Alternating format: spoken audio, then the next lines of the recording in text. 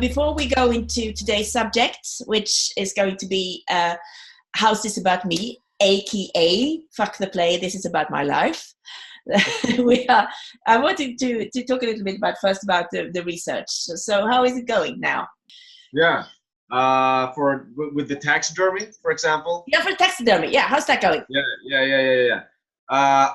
I'm in a position where I really want to try it out practically. Okay, of course you should. Yes. Yeah.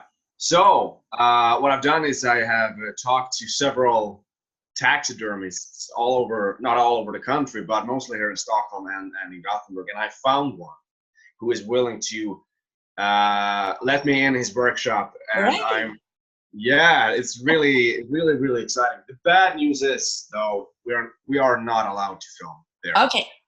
Because I asked him, and he wasn't okay with that. Okay, well, but I promise I'm gonna try to, learn as much as possible from him. I'm gonna ask him a lot of questions and just, I don't know exactly what's gonna happen, but I promise I will come back with everything I got, and this is becoming more than an acting course. This is taxidermy from now on.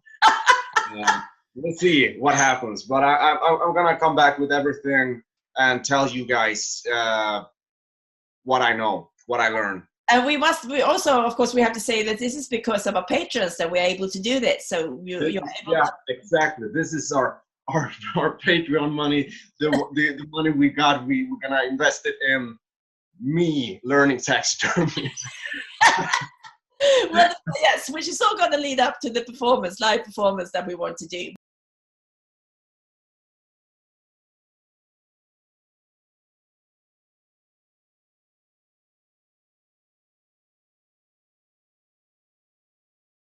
I think I have it, because it's been the same the last 4 days now. Okay. So it all comes down to life. Yeah. The word life is what gets me going every time in the end.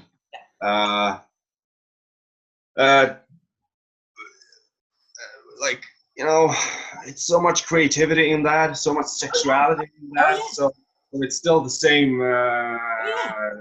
It has the same meaning, but it's everything, Yeah. And when I write and I find things about myself, then I think of Norman, and I realize that how the taxidermy is life.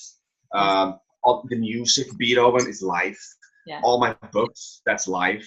I even think that even if that may be a lot of different things, to dress up as a woman, as mother in her clothes. Is it actually, to be very detailed now, is it life or is it alive? Oh, life or alive.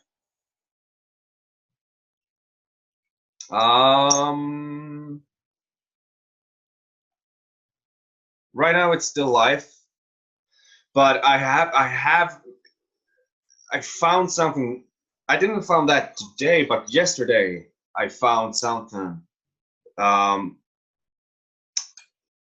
that wasn't when I was writing. That was like afterwards. Oh yeah, it could be. Yeah, and it wasn't even about me in that way. It was about the story. That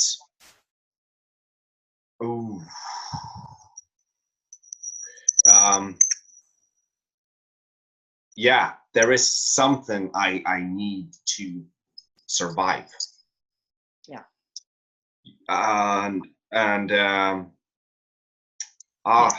It was just something towards what you're saying, that it could be alive, actually.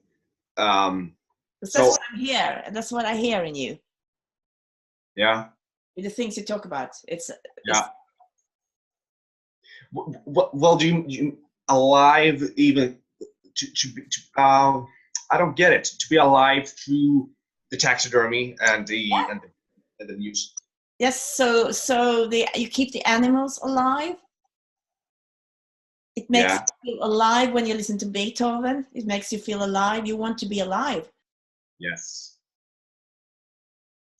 That's so specific. It needs to be. Yeah, because that to say life. If I say the word life to you, your body doesn't react. If I say the word alive to you, what does it do to your body? Now I get warm and nervous. Yeah. Yeah. So you've got to find a word that hits your body and makes you feel. Yeah. The body, as I said, the word that makes you get up in the morning. Yeah. Yeah. It's alive then. Yeah. Yeah. Yeah. That's what I think. Yeah. Write on that alive a little bit more. Yeah. Write on the word alive. I can change the meaning then. Yeah. So now you can write I need to be alive because. Yeah. And see what happens. Yeah. Okay, but with that, we're very, very close now to get that word that will get you going in every scene. Let's move on to today's session, which is going to be about, how is this about me? Because when we do a play, or a movie or a story, and we get a character in our hands, which we haven't, maybe we know never about 1 week, 2 weeks, 3 weeks, maybe 6 weeks, 8 weeks before we start shooting or we start doing the play. And if it's a character on the paper, it's not going to be that important to us as if it was our own life. Our own life is always the most important thing in our life. So that's where we need to go. It needs to be about my life and what I need at this particular moment. Not what you needed 20 years ago, but what you need right now at this particular moment. So your life will be better. So it's hope for a better life.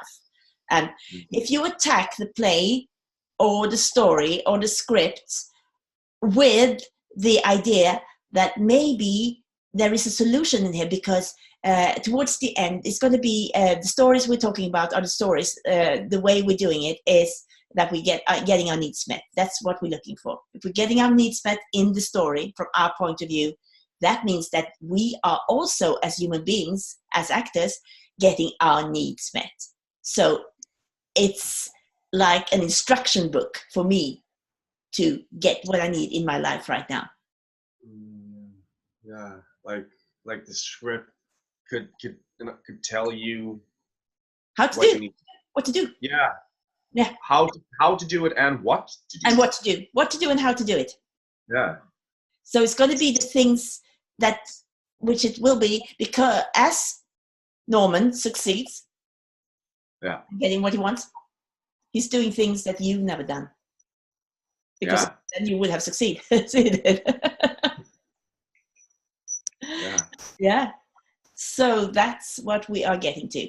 And of course, we're talking about the live, and we're talking about, but what? I mean, he completely disappears in the end. You don't completely disappear in the end, and you're going up, I mean, your mother is taking over. How is that going to be alive? Well, it is keeping you alive, because that's the only way to be alive, is that your mother takes over. Yeah. That's the way to be alive, to let her take over. Yeah. Yeah. It is. It's the only way for you to stay alive, because otherwise she would kill you. Yeah. So I am still there in a way. But we'll see about that. Because we'll see about that. But we will get to it. We will get to that. It's complicated. We'll get to that. We have a couple of more sessions here. We have a session which is called Embracing the Darkness, which a lot of things is going to happen. I mean, it's so important to hurry slowly with this, because if we're making judgment about Norman and about the mother too early, based on just psychological ideas that we read in a book, it's still going to be judgment, and it's going to be intellectual judgment, and it's not going to come from our bodies. Yeah. And so important. Yeah. Yeah, it is. Okay, so what we need to do is to find out how this is about me. And then I need to talk about something that's, I always say it's very important, but everything is very important. But there's something we need to talk about, and that is playing the victim. I said a couple of minutes ago that what the stories we're talking about is stories about where your character and you are getting your needs met. You're winning in the end. But I find it more fruitful to talk about getting your needs met. Because winning is not just, hooray, I'm winning and I'm the best, which also can be quite an intellectual concept. But to get your needs met, it's completely emotional. It gets to your body. So that's why I prefer to use that. To get your needs. Yeah. So, right. So it is a story where you grow. Yeah. It's a story. It's a story where you grow as a human being. Yes. Where you grow, and there are actually only two energies in, that's what I believe, in this world, and it's the energy of growing or it's the energy of dying. Yeah. Those are the only two energies. Either you're growing or you're dying. So we're hopping on the train of the energy of growing, of getting our needs met. Like two options. There's two options. There's always two options. You're either winning, or so you're either growing or you're dying. Yeah. Right. So to grow, we need to do things. We need to do things we've never done before. We need to take responsibility for the things that we've done and learn things from it and do new stuff, which means that we cannot be playing the victim. We cannot be playing. It's actually it's not very. It's quite boring actually to play the victim. It's because it's also it's based on fear. Fear is the most important emotion when you're playing the victim. So it's really all there is. So play the victim is about not taking responsibility, but blaming other people for what's happening. It's about feeling sorry for yourself. It's about thinking that you're stuck, that you cannot go anywhere, and letting other things, circumstances, people around you be the thing that is influencing you, not you are influencing them. And this is a choice. We make a choice every moment, every minute. Because we can either take responsibility and say, this is it, this is what I've done this, yes, and I now need to do something to grow. Or I can say, this is their fault, so I feel sorry for myself, and that's dying. So those are the two options every minute in our life. And that's also the two options in our work. Yeah, of course. I mean, we're not. I play the victim about 1,000 times every day. Well, yes, of course I do. Yeah. We all do, but as long as we don't get stuck in it. I mean, we can be a victim. Because sometimes we can be a victim of a crime, for example. Sometimes we are victims. But if we choose to stay there, if we like it, if we feel comfortable there, if we feel that we get something out of it, because we do in the church, and we get a lot of attention in the beginning, that means that we are playing the role. We are playing the part of being a victim. So it's the staying in it. Yeah. So it's so important not to stay in the dying energy, the victim energy, but to hop on the train of getting your needs met, growing. Right. So we're going to talk about transactional analysis. Yeah. So there's a book called I'm Okay, You're Okay. which is a book about this. Is this a method, a psychological method? It's a it's a theory about our three ego our ego statuses. So we can either be a parent, or we can be an adult, or we can be a child. Yeah. So which we have all these three people inside of us. So the parent, well, let's start with the adult. The adult is the one that says, yeah, I have to get up at 6 tomorrow because I need to be in town at 8 o'clock. So I'll have half an hour for lunch and for breakfast, and then I have 10 minutes for a shower, and all that. That's being an adult. The parent is divided up in two parents. It's the controlling parent, which is also the critical parent, or it's the nurturing parent. And the child is divided up in two children as well. It's the free child and it's the adapted child. So in psychotherapy, you can use this for changing. This is why it's called transactional analysis. Changing a relationship with someone, that you can go into parent. For example, if you feel that you're in a child towards someone, you can go into parent and change the relationship. Now, for us, it's interesting for a lot of things, but it's very interesting when we talk about ourselves, or when we have an inner monologue, or when which person that inside of us is talking. So we are constantly in dialogue with each other inside of us in this. So it can either be the critical or controlling parent talking to the child, like saying, you should not do that, and now you were really, really stupid, you were incredibly stupid, you shouldn't absolutely not do that, don't do that, now you're doing it again. That's that parent, yeah. And then it's nurturing parent, which that was the critical controlling parent talking to the free child. So and then it's the nurturing parent talking to the adapted child, saying like, come on, it's okay, it's not going to be a problem, it's going to be fine, everything's going to be good, it's going to be it's not going to be like last time, everything's changed. That's that parent inside of us. And then it can be the child, so it can be the free child talking to the controlling or critical parent inside of us, saying, yeah, you don't understand, I didn't understand me at all, and I don't want to sit here and study, I want to go out and play, I want to do all the things I want to do in my life, why am I not allowed to do that, and so on. That's that child.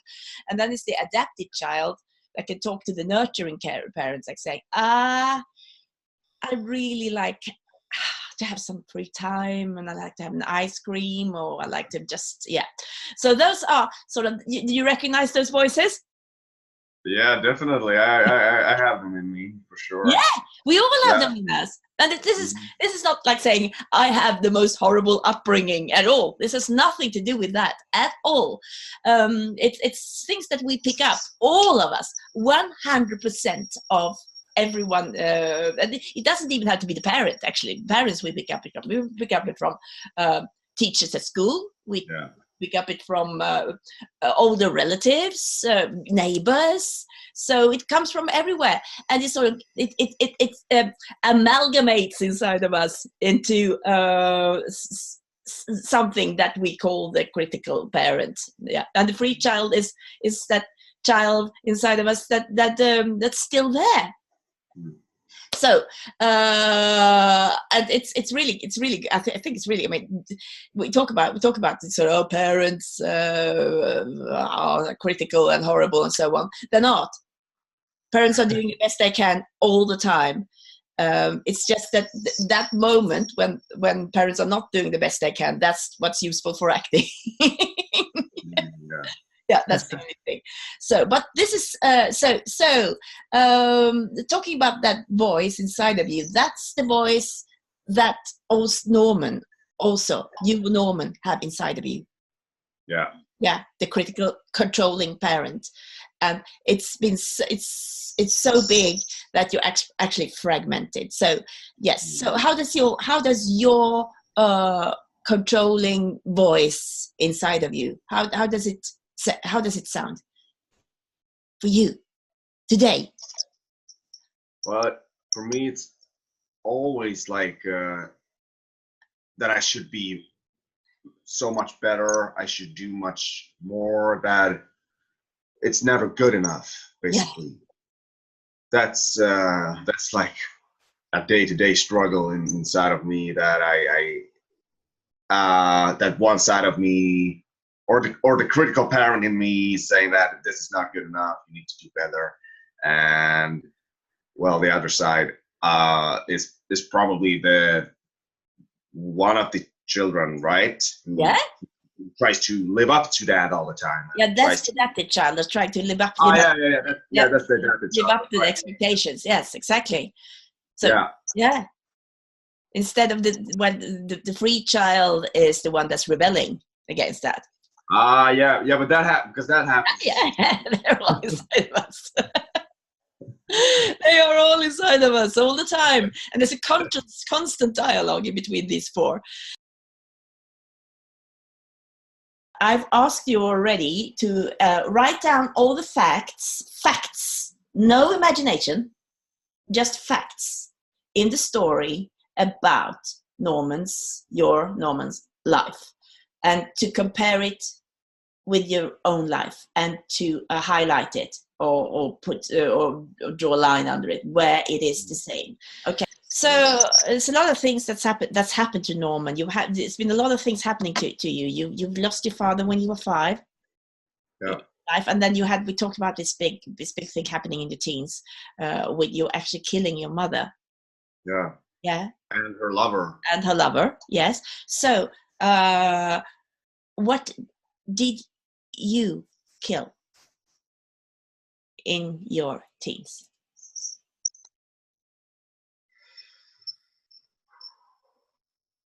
I'm gonna close my eyes again. Yeah, close your eyes.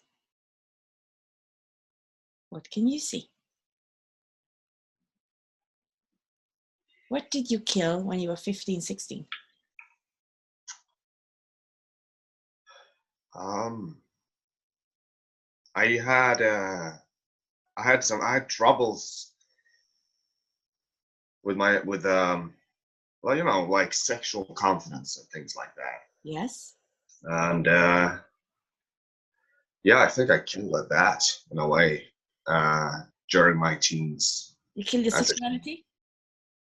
Yeah, I think so. That's what I see. I mean, I was so, terrified of sex and of. This is what came up as well in the last session. So this is something that's with your sexuality in your teens. Yeah. Okay.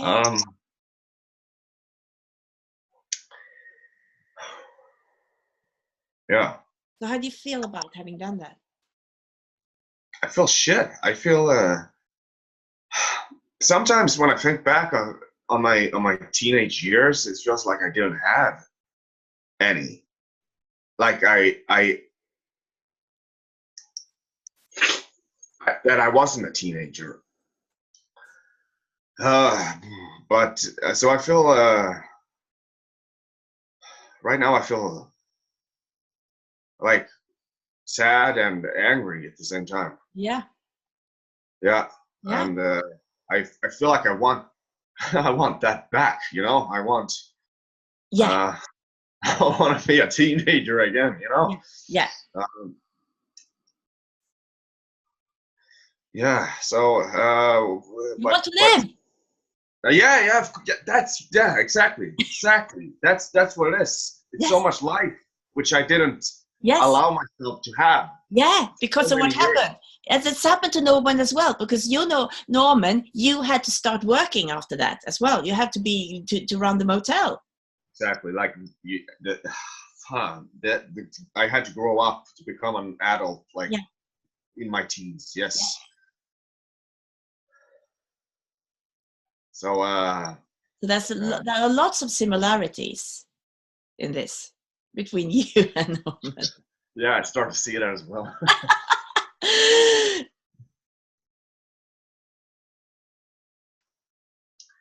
The whole town of Farewell thought that it was a murder suicide when my mother died and her man, and that became a big thing.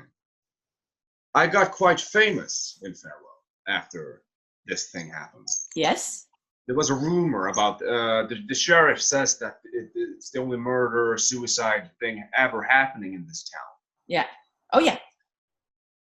It hits me because I remember how I felt when I was going through like a family crisis. Yeah. And How we were old were you living then? like 13, 14. Yeah. So that's not so dissimilar. Family No. crisis. 13, Yeah. 14, and And also, yeah. and also living in a small Exactly. town where Exactly. everyone knows everyone, and it got like a rumor in a way that I knew that, oh, people know about this. Yeah. So that's why that was like, oh yeah, that really resembles with me. Yes, it does. Mm-hmm. So how has that affected you to have that thing in your life, the family crisis that you had when you were 13, 14, and the fame or the attention around that? Yeah, that was disturbing when it happened. I remember I didn't like it at all. I was starting to hold things together, and I stopped. I probably stopped. I didn't want to talk about it, and I for a period of time I didn't know that people knew, which was a relief to me. But when I realized that, oh shit, pretty much my whole school knew, and that was that was really, I felt foolish in that way. What's the positive side of it? There's always two sides to everything. Mm. Yeah, no victim. The positive side.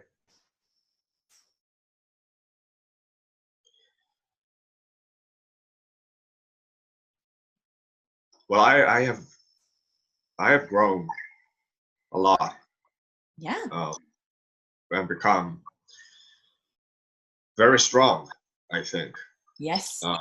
I know that I can take it when when life really comes crashing down, and I can be very, very emotionally steady and endure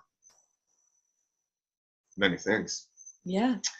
Yeah, and of course I'm an actor, Yeah. so it's been great for my acting. Well, a family crisis by the mid-teens that influenced has been the biggest influence in your life. I don't think your life is so dissimilar from Norman, actually. Oh shit, no. That's the big thing in your life. So, if this hadn't happened to Norman when he was 15, 16, 17, life would have been very different. And if this didn't happen to you at that time, life would have been very different. Wouldn't it? Yeah. Yeah. I would be a different person. You would be a different person. Yeah. But when I did this list of what happened to me, my question is, like, in the script we find out that my Norman's dad died when I was 5 years old. Yes. Which is slightly different, I think, to lose one parent at that age in comparison to when you're 20. But yeah, but that's not what we're talking about here. It's a big difference, but that's not what we're talking about right now. We will get to that later on. But we're talking about this crisis. Okay. Yeah. Okay. Yeah. Sure. But Oh, you're trying to escape that. Why are you trying? You're really trying to escape that. Why are you trying to escape that? Why are you fleeing from that thing? you mean Then you started to talk about something else. yeah. Why? Yeah, I went off my head. Yeah, you did. Yeah. And also, since I've known you for some time, I've always felt that you've avoided this.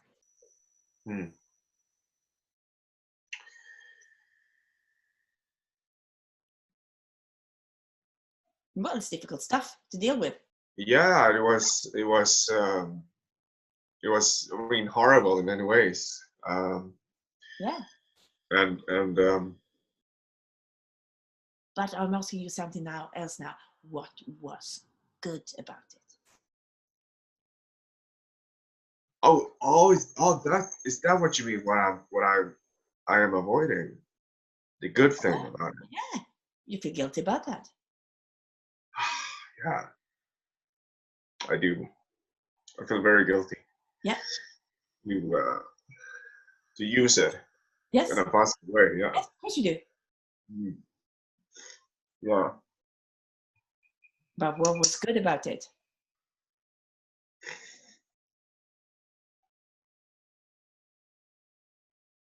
Yeah. It made me connected. I don't know.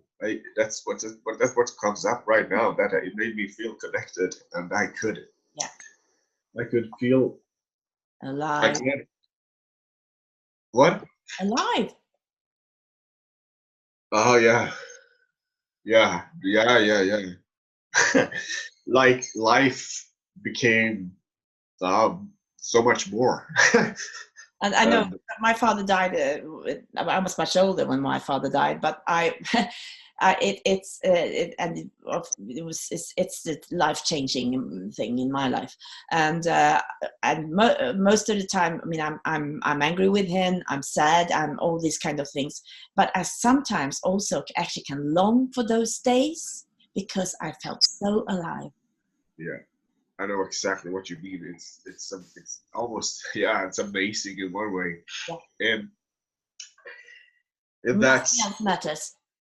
Nothing else matters, and you feel so connected, and you're you feel so focused and special. Special, yeah.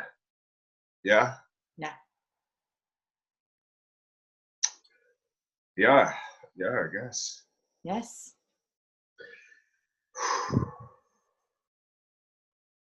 So, don't you think that maybe being an actor is looking for that connection again? Definitely. Yeah. Definitely. That's I'm very all the time like going for that space in one way or another. It's like I know how it feels to be so alive, and as if everything in between makes it a little boring. Actually, it's way more fun to be that alive than to be a little, off and not really connected with life so fully. Yeah, so it's it's a gift as I see it now. It's a gift because I don't know, but maybe some people never reach that. Well, everyone does. Yeah, well, everyone does, because I mean, we all at some time meet death in that capacity, close to us, close to someone who's close to us, family member, or not. It doesn't just have to be death, near death experience of some kind. It doesn't have to be someone dying, but the crisis of this big crisis of fear of someone dying. I mean, I was 35 when my father died, and before that, I didn't know shit about life. And I didn't know anything about being connected either. Oh, shit. But that's amazing in a way when you think of it that way, that death actually gives us life. That's this is what it's all about. There's nothing else than life and death. There's nothing else. No. There's nothing else. Growing or dying. There's nothing else. There isn't. Yeah.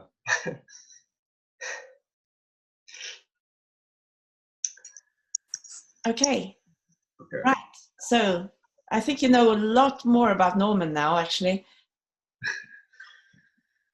Yeah. In my body. Yeah. Because that's where it's happening. Exactly. But if I should try to explain it right now, no, you don't have to explain it. No.